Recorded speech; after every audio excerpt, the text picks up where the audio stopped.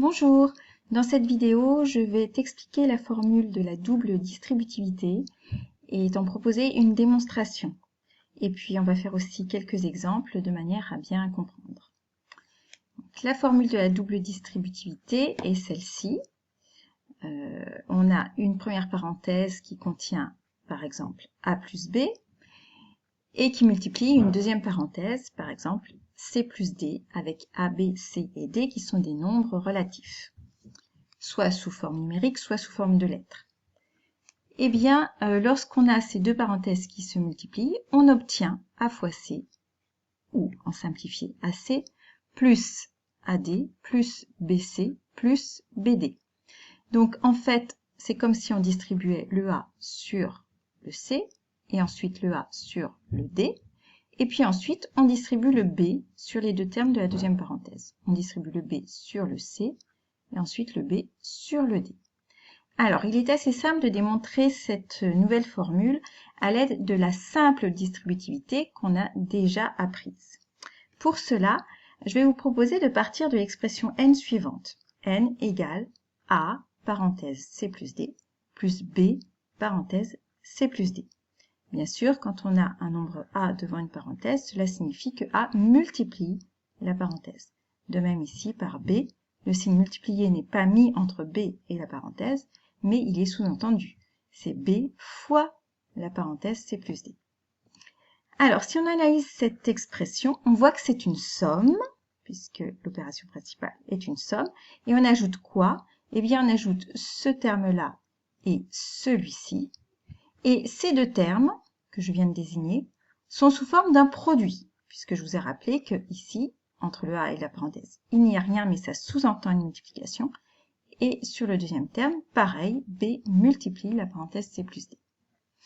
Alors, dans un premier temps, dans l'expression n, que j'ai décrite ci-dessus, nous allons développer les deux produits a, parenthèse c plus d, et b, parenthèse c plus d. Alors, si on développe ces deux produits, regardez, j'ai mis le premier en vert et le deuxième en bleu. Si on développe ces deux produits avec la simple distributivité que nous connaissons déjà, ceci donne pour le produit en vert a fois c plus a fois d. Et pour le produit en bleu, ceci donne b fois c, bc, plus b fois d, bd.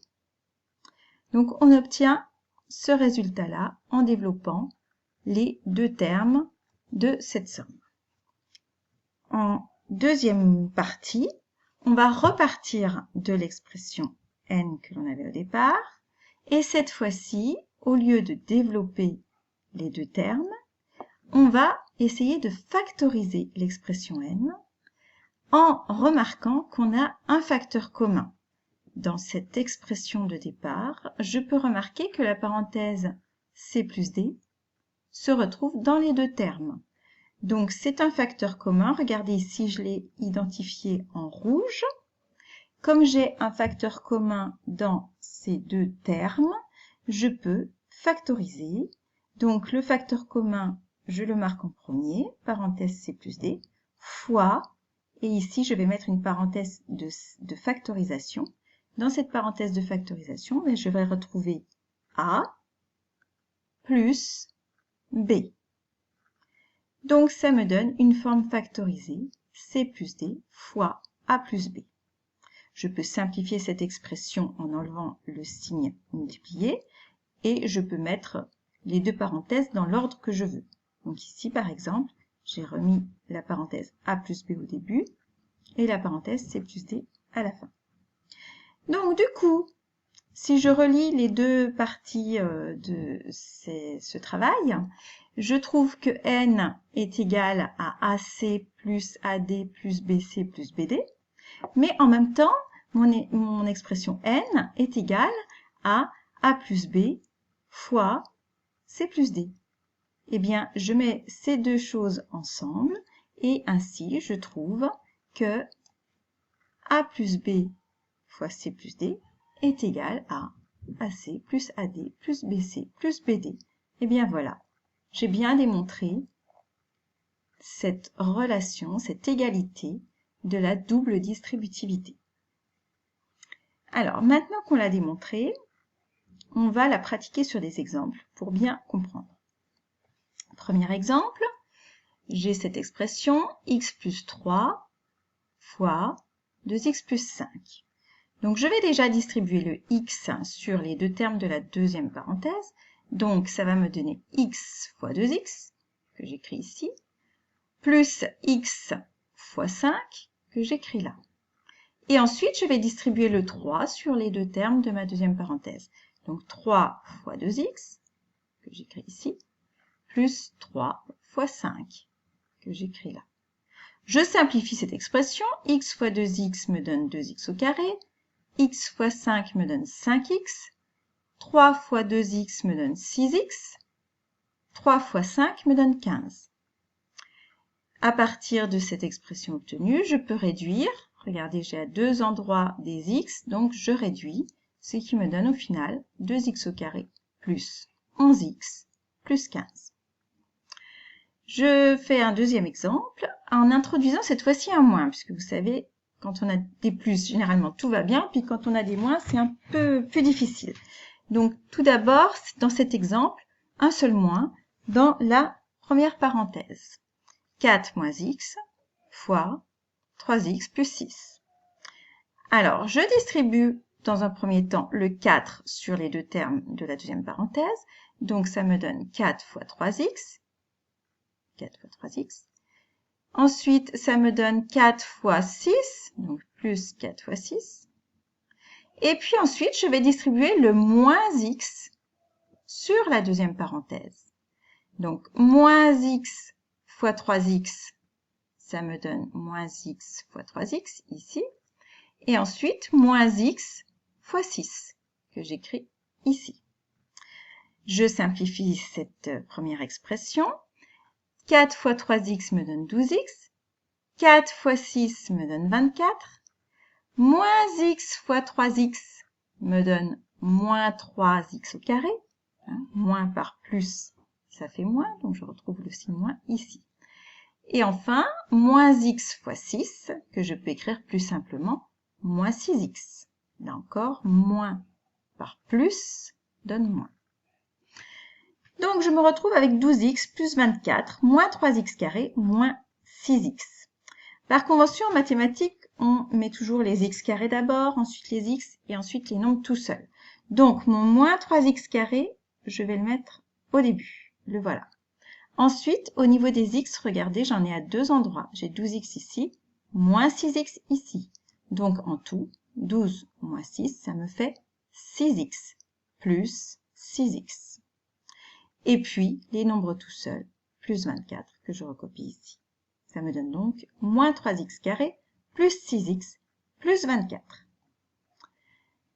Dernier exemple, avec cette fois-ci un moins dans la première parenthèse et un moins également dans la deuxième parenthèse.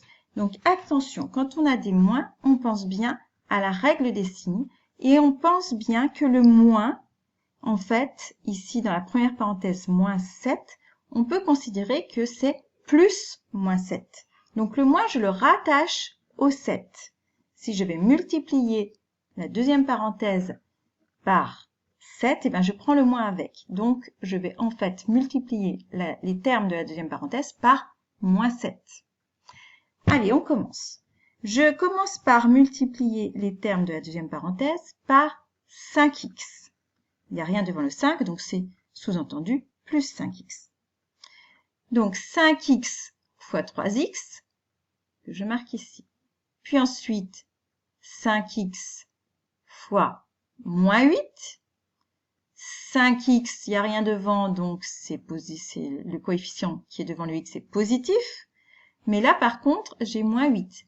Donc, plus par moins.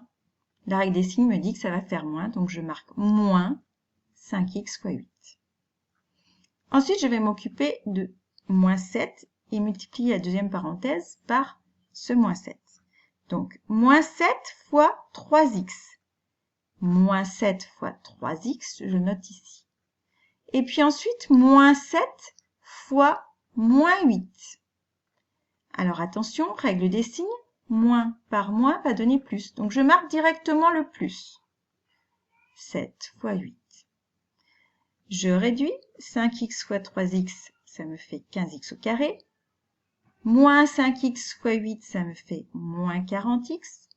Moins 7x fois 3x, ça me fait moins 21x.